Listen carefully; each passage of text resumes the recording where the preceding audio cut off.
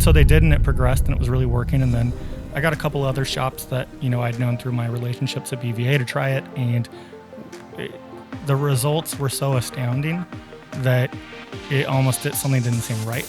Welcome to the Marketing Automation Hustle Podcast, where we break down the essential strategies of email marketing and automation to help e-commerce brands hyper-personalize their customer journey and increase sales on autopilot. So get ready to automate your marketing like a pro with Sendlane's brand marketing manager and your host, Caitlin Hutchinson. Hey marketers, welcome back to the Marketing Automation Hustle. I'm your host, Caitlin Hutchinson, and today we're diving into SMS marketing. So of course I had to bring in another expert for this specific topic, and I have with me today Dylan Whitman. Hey Dylan, how's it going? Good. How's it going, Caitlin? Good. He is actually a co-founder of Retention Rocket, and we'll be diving into his company a little bit more. But he previously worked as co-founder and CEO of Brand Value Accelerator, correct? Yes. Also known as BVExcel. BVExcel? Yep. And he worked with thousands of leading merchants like Kapari Beauty, Movement. I actually have one of their watches. Awesome. Untuckit, Procter & Gamble. He's helped to generate billions of dollars in e-commerce revenues. So all that background is what makes you an expert. We got to tell people. Allegedly. We got to let people know why they should care what you have to say. Yeah. So with that hefty intro, thanks for coming in. My pleasure. We had a little bit of, a rearranging with our schedule, but Yes. Thanks for making it happen. Absolutely. And I love the shout out to kombucha. Of course. My Gotta drink of keep it. choice. Yes. For us San Diegans here. Yeah, It's definitely. very trendy. You're with not the San health Diegan drinks. if you're not drinking kombucha. I agree. I am on a petition to get this whole office drinking kombucha. How's that working out? So far, so good. Okay. Very Okay. surprising. That's good. So tell me a little bit about yourself, like how you kind of got your start in e-commerce, like how you even got involved in the industry. Yeah, so I don't know how far back we'll take it, but I was originally in the military, in the Navy. And in the Navy, I had worked at the Pentagon for a while. Mm-hmm. And during that, I taught myself, also during high school, I taught myself web development and stuff like that. Bought my first domain name when I was 16 in 1997 or 96 to build a website for my DJ company. Oh, nice. So awesome. Yeah, I got Do you inspired. still have the stacks of like CDs? Oh no, those are long gone. But I remember watching the news, and I had gotten this contract to DJ all the school dances around in the district. And I remember watching the news and seeing this newscast that said there's this new thing that's connecting businesses directly with customers. At the time, the web was all directories, right? And so I thought, wow, that sounds amazing. Because I should get more clients for this DJ business that I'm starting. And that ended up being a newscast about Google. And so Oh, wow. I was like, oh, this is a really cool new thing. I should get into that. But, done with high school, moved on to the military. In the military, kind of took some of those skills and started building websites internally at the Pentagon to help the transfer of information there. Left from there, went to the Middle East, and was a nuclear, biological, chemical weapons instructor on the... Wow, that's a mouthful. Yeah. And impressive. Yeah. Wow. I don't know if it was impressive. It was just... Well, it was a lot of training. Dylan, just let it be impressive. But worked on the 5th Fleet Emergency Response Team, as well as working in an office there for a lot of the people that were deploying out to the Middle East at that time in support of them. And then got out, started going to school for a bit in Florida at a college called Flagler College, and came home to visit and went out to a party. And I met this guy at the party who was actually hosting it, and insane penthouse and all this stuff. And I'm like 22 years old and dead broke. Yeah. And I was just so impressed with the guy. And about a month later, I got a call, and it was him. And I was like, oh, awesome. He's going to invite me to come out to party again. But it ended up being, he said, hey, I'm in the mortgage industry, and I want to hire you. I really liked you. I thought you had a great personality. I think you would do well. And I had no experience, but I jumped into it because I saw this guy was making a lot of dough. Yeah. And I You're wanted like, that I want too. that success. 100%.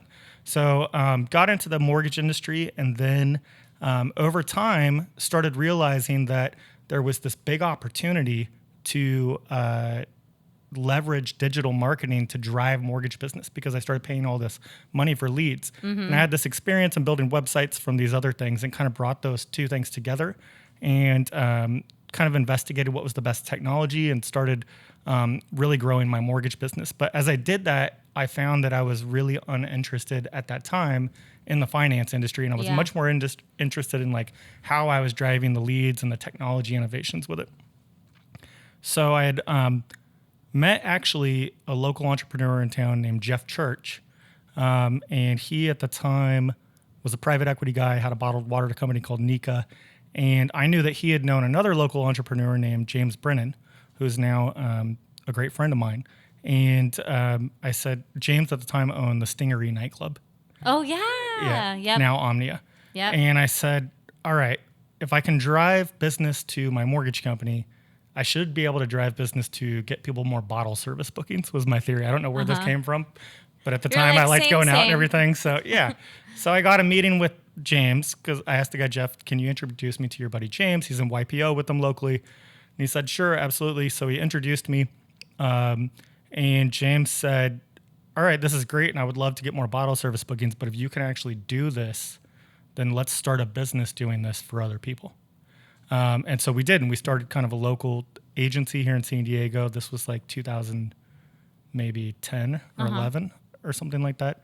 And then Jeff actually, ironically, ended up coming back and being the CEO of the group that we had started. So we started going down this agency path, and then we got into the online couponing world. We'd ended up raising some venture capital, got into the online couponing world. That was doing really well. Kind of like we had a website similar to like a Retail Me Not or one of those. Oh, yeah. And ended up raising some money for that and building that up, and had built a pretty good sized team around that. And then after we'd raised some capital, everything was going well. One day we got hit with a Google algorithm update. It was when Penguin came out. So we went to like 0 overnight. So everything that I had personally, and whether it be, capital or my overall investment in business, was tied to this, and that went to 0 kind of very, very quickly. Oh my word. So this was about 6 years ago. And so I had to refigure things out. My wife actually is my wife now. At the time said, hey, I want to move to Charleston to work at this e-commerce agency. It's called Blue Acorn. And she was like, it's your time to follow me somewhere and do something. Okay, so we'll do that. And so did that, had nothing going on, trying to figure out what is it that I'm going to do next. And one of the investors who had invested in the previous business, we had a great relationship still. They understood what had happened with the business, weren't upset. And he said, let's start another agency. And I didn't have a lot going on, but I wasn't very interested in that at the time. And so you'd already moved on from your past agency at this point. That was all done. The past agency, the business, everything exploded. So now I'm at 0. I'm dead broke. I'm trying to figure out what's next. That was that. So then he said, let's start another agency. And I said, I'm not really into that. Like, I want to do something new and different, having just gone through all that. And he kept kind of pushing on it, and then he ended up finding a client that ended up being a really lucrative client. And it was too much that I couldn't pass it away. I was like, okay, this is. Can I ask who the client was? I'd rather not. I'd rather not say. All right, that's okay. But that's okay. But it ended up being a really lucrative client for us, and so that was the genesis of BVExcel. Okay. So we started BVExcel. We got a seed investment from a guy that he knew in business there in New York of $250K, started the agency. And then in the next, one of the key things we did was align with Shopify and Shopify Plus. Okay. Because I just saw what was happening in the world of like on-premise solutions like Magento and these other ones where people were spending so much money to keep these websites alive. Yeah. So much money to do really basic things because those cores of those platforms get so hacked out and they're different from each other, right? WooCommerce, Magento. The great thing about those things is you can turn them into anything you want. The bad thing about those is you can turn them into anything you want. Yeah. And so things don't work as simply. And when I saw what Shopify was doing in the marketplace, I looked at it almost like the smartphone market because the totality of the system is all the things it can do within its core operating, but also all the things that you can extend upon it with all the apps and Shopify extensions within Magento, right? But again, Magento's kind of approach slows down the ability to actually fully take advantage of that. So At least that was my theory. And in seeing that with Shopify, I thought this is 100% the future. And so I called what year was this? This was, I want to say what year is it right now? This had to be like 2013, 2014. Yeah, because I was going to say, like, we're all about, Shopify now. Yeah. They're a huge name. So I was just trying to gauge, like, everybody laughed at me at that time. Where they were at in the game. Yeah, so I knew a lot of people in the industry ecosystem at that time. And every time I said, I'm going to build a Shopify agency and they're going to take over and I'm going to build the biggest Shopify agency in the world. And they would be like, okay, dude, we'll see. And now you're like, who's laughing now, friends? I definitely, yes, I've definitely felt that because people can be actually pretty condescending in the industry and kind of like elitist with their technology. It's really actually pretty silly, but people can be, right? So I told my partner, let's focus on the Shopify thing. I think this is going to be the future. And if we can be the best in the world at this one thing and the biggest in the world, this one thing we're never going to want for business. And so that became our focus, and we grew to close to 140 employees and 8 figures revenue in under 5 years. Wow. From the time we decided to focus on Shopify. That's awesome. It was a really great experience. There were lots of challenging parts. I think for the first 2 years, I'd already come out of not having any money. And then for the first 2 years, I didn't really take a paycheck. Well, sometimes that's what motivates you, right? Like it did. Starting from zero and having to work your way back up.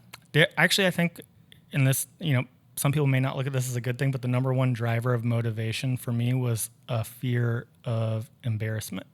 I mean, I think that drives a lot of people, honestly. Yeah. I think it does, but people want to have everything be like altruistic. We don't want to admit it, though. So the fact that you're admitting it, I mean, it was the previous business had failed. Yeah. And so I felt like, I understood the circumstances around that.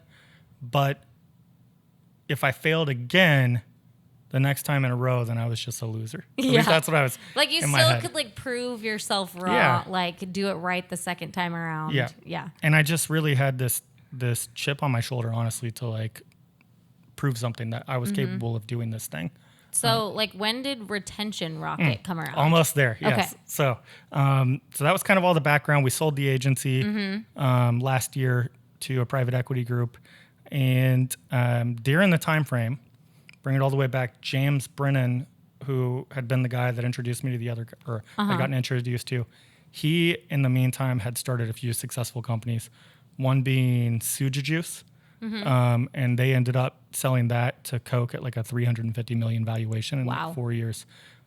Guys, that's awesome. Genius, highly successful brand marketer. He also owns or co-founded Kopari Beauty, where my wife works at. Yep, she'll be on next week in case anyone's wondering. And then a watch company called Original Grain. And in that, he also had another local startup called Dizzle. And Dizzle was like this real estate app. And he had gotten this guy, a lot of that component of that was SMS. And he'd gotten this guy, Brian Levine, to help him out with creating this custom SMS app for some of his brands. And it was crushing it. And I'd always been a fan of SMS. Like 3 years ago on a Shopify podcast, they'd asked me what's like the biggest opportunity in e-commerce that nobody's doing. I said SMS. But this guy, Brian, had actually been one of the early guys at Twilio and like helped build that company.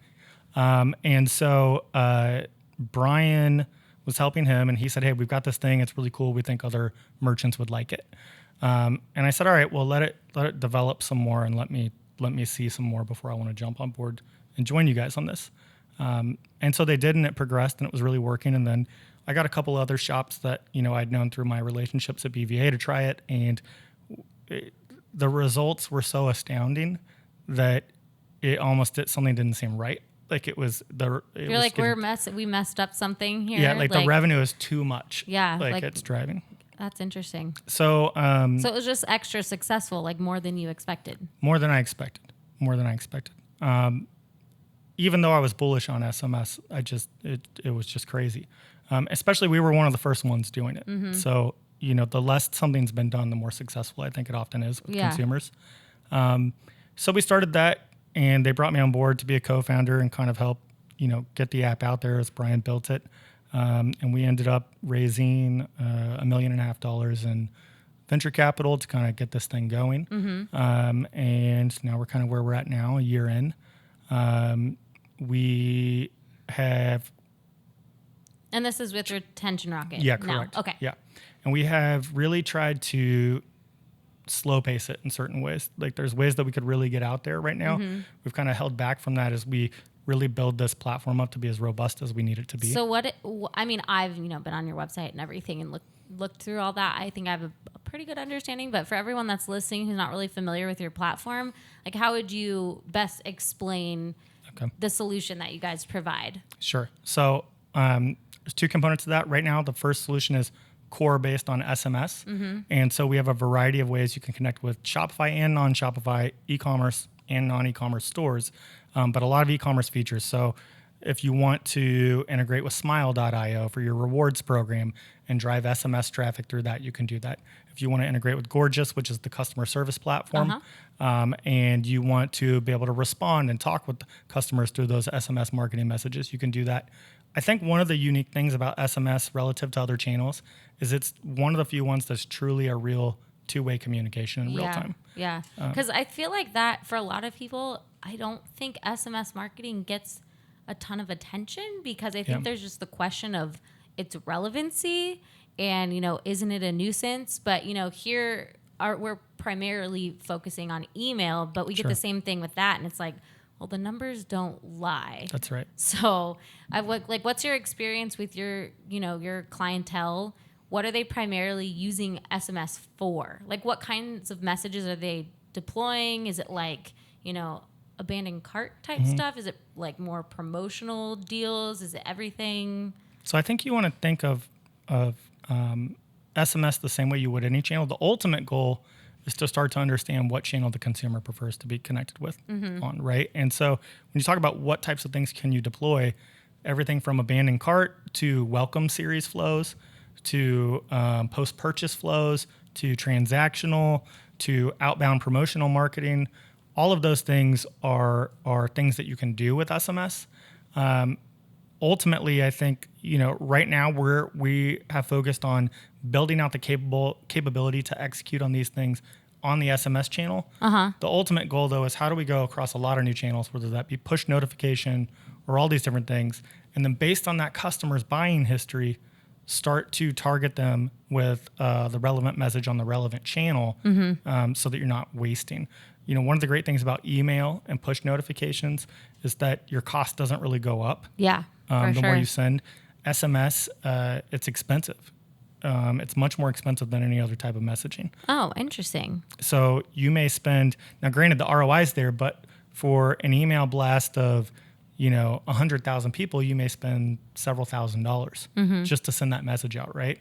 So if you have a lot of old, stale subscribers in there, that's not very good. Yeah. So email, you can kind of like really get out there and go a little bit farther. Same with push notification. Yeah. I think to be successful with SMS, and one of the reasons why we've built in so much segmentation in there is that you want to be able to say, okay, only send this promotion to people that clicked on the last 3 campaigns or things of that nature, right? So that you're really dialing in your ROI. More personalized.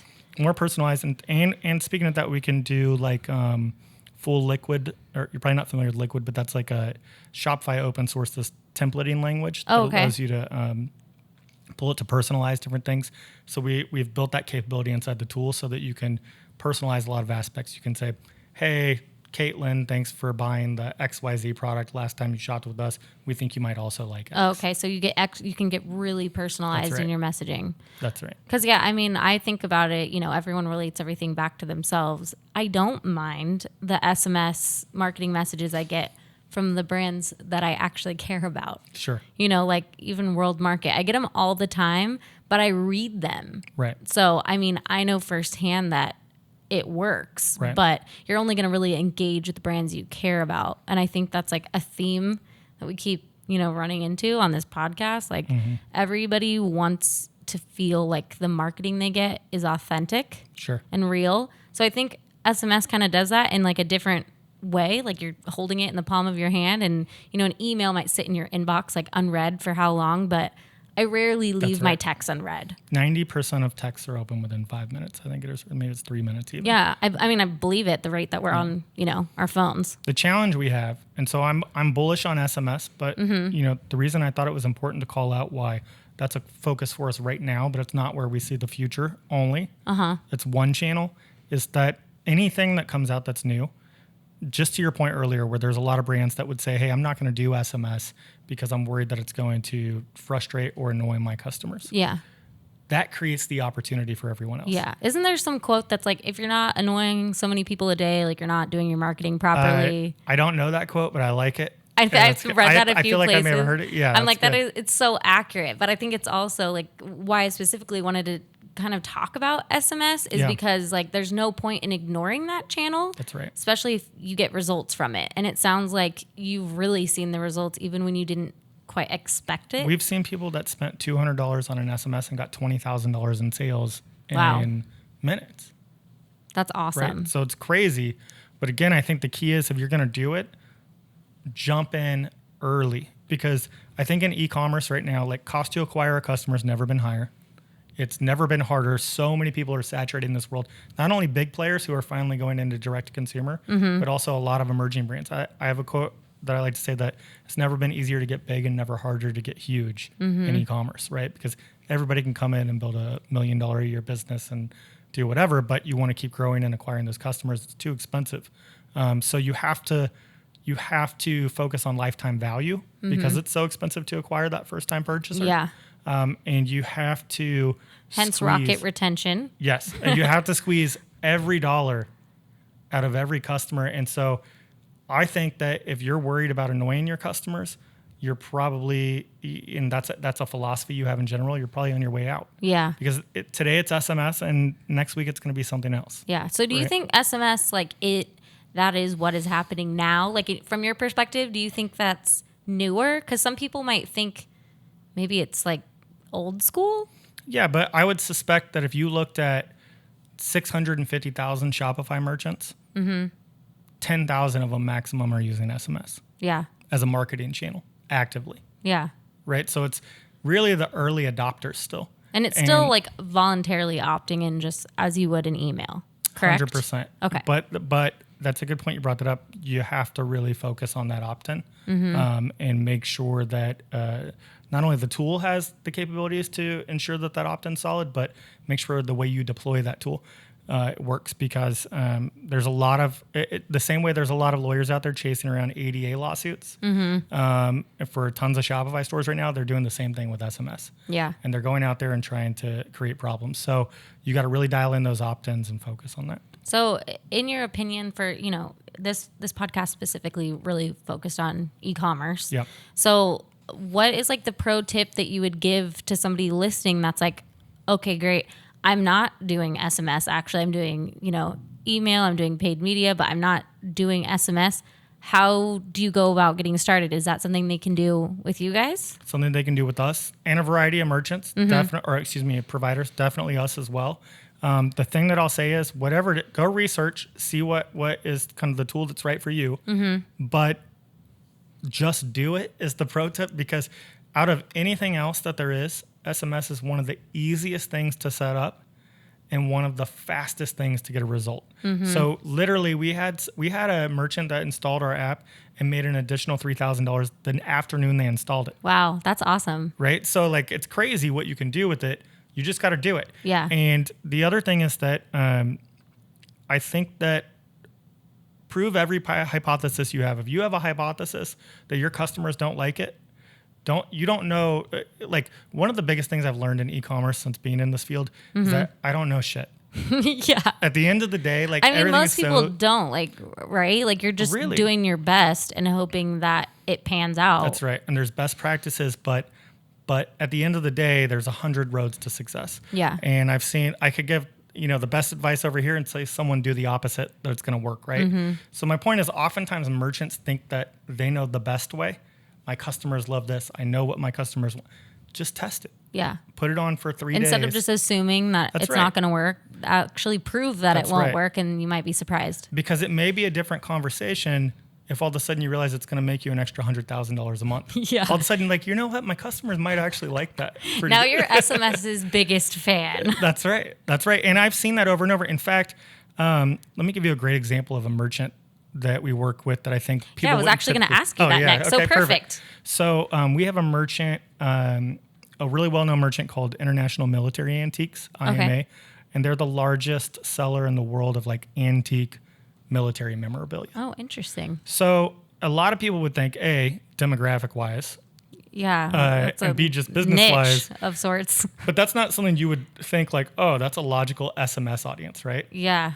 But Alex, who's a phenomenal guy, is the owner of the company, and he installed it, and he installed our Slack integration. Okay. Love Slack. It's a great Love tool. me some Slack. So it posts when a customer sends an SMS in, it posts it directly into his Slack. Oh, wow. He can That's respond. awesome. Yeah, it's cool. And he can respond in the Slack, and it texts back the customer. So he was So saying, he like, can use Slack as his like communication channel communication. with SMS That's right. through you guys. That's right. Wow, that's awesome. And he was saying that like right after he installed it, he was sitting at his kid's baseball game on the weekend, and somebody had, especially, and it made sense once I thought about it, especially in that field, somebody had a question about the item. And they're like, hey, I'm looking, they got an abandoned cart message. And then they wrote back and said, hey, I'm looking at this to purchase this item, but like I have a lot of questions about it. So they texted it, and then, you know, he's texting back, and then it was like a, I don't know, $1,500 sale or something. But he was super stoked because A, he made another sale, but B, increased customer delight by being able to 100%. respond to that customer. If I honestly think if I got a response like that from an SMS marketing message, I would be over the moon. That's right. That's really impressive because Yep. people don't have customer service like that. And the other thing I want to ask you now that you're saying this is it normally like two-way? Like, do you encourage brands to? Because I would. A lot of people, I think, of SMS assume that it's just, you know, shooting out SMSs, hoping people click on the link or go, you know, take advantage of your promo or whatever it is. But you're actually encouraging people to make it a two-way communication channel so it feels 100%. personal. 100%. Everything that we're doing, I mean, every platform that's out there right now, we're so early. We're so early to what is a great customer experience. That's why I don't even get caught up day to day anymore. I used to when I was like earlier in business, but in competitors and this and that. Like, we're all so early, but the ultimate goal of all of it is to reduce friction for the merchant and reduce friction for the customer. If you look at why Shopify has blown up and become this thing that it is, Yeah. their whole goal has been, how do we reduce friction for the merchant? Yeah.